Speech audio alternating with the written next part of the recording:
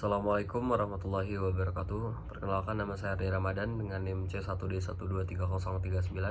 Baiklah, pada kesempatan kali ini saya akan mempresentasikan tugas Cyber Security Management dengan studi kasus serangan ransomware yang melumpuhkan Rumah Sakit Harapan Sehat Jambi.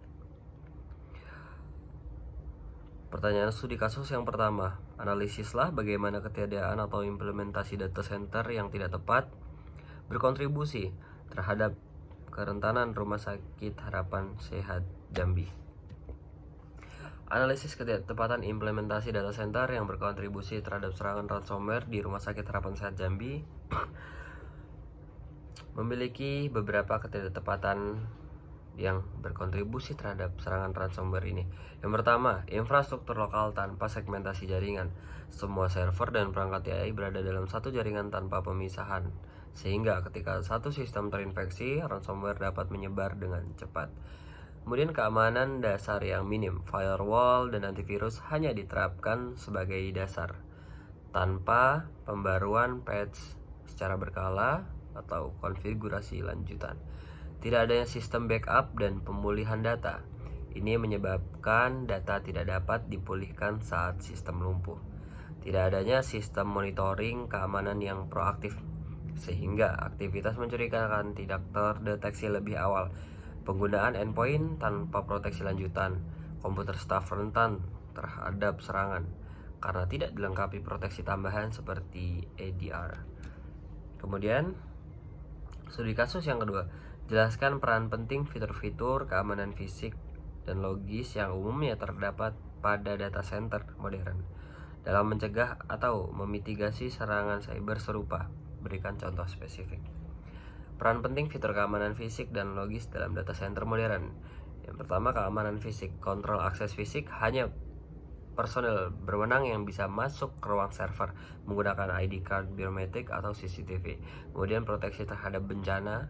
Data center harus tahan api, banjir, serta gangguan listrik.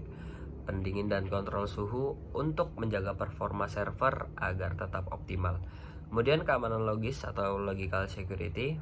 Firewall lanjutan dan IDS atau IPS menyaring lalu lintas data masuk dan keluar dari jaringan serta mendeteksi potensi serangan.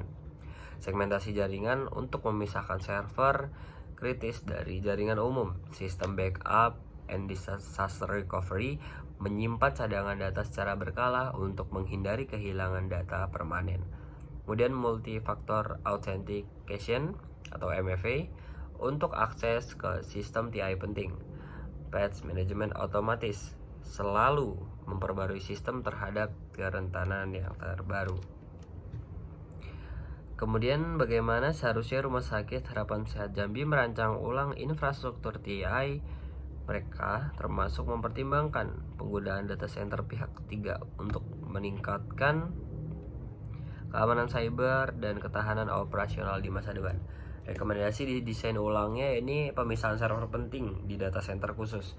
Data rekam medis dan keuangan harus dipindahkan ke server dengan kontrol akses yang ketat.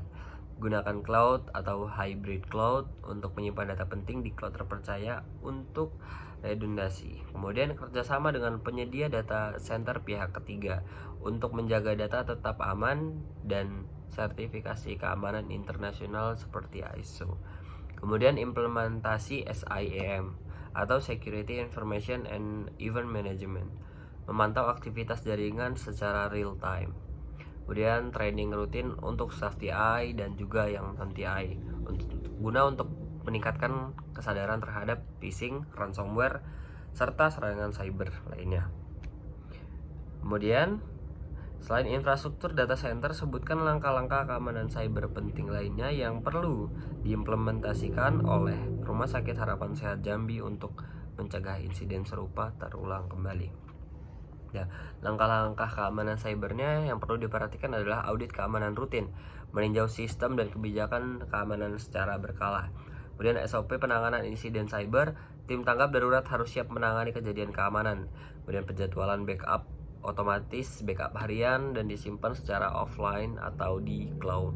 Implementasi Zero Trust secure, tidak mempercayai perangkat apapun sebelum diverifikasi.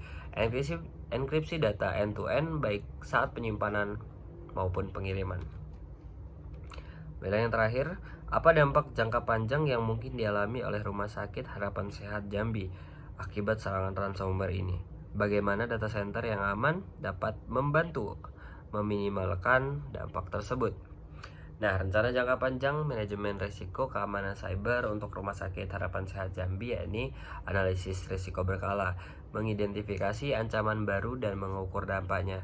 Penetapan kebijakan keamanan cyber dibakukan dalam SOP rumah sakit, investasi pada teknologi keamanan terkini seperti XDR, Extended Detection and Response, sandboxing, and AI-based threat detection.